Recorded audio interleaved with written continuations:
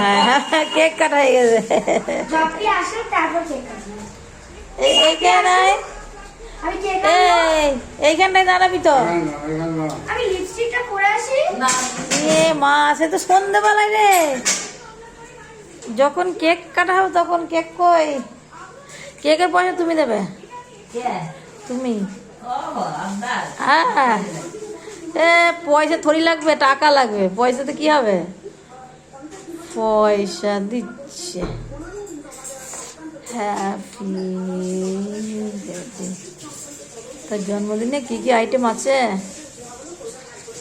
item হচ্ছে বেগুন ভাজা, আলু ভাজা, মাছ ভাজা, ডাল, আলু ফুলকপি রোস্ট, মাছের ঝাল, মাংস,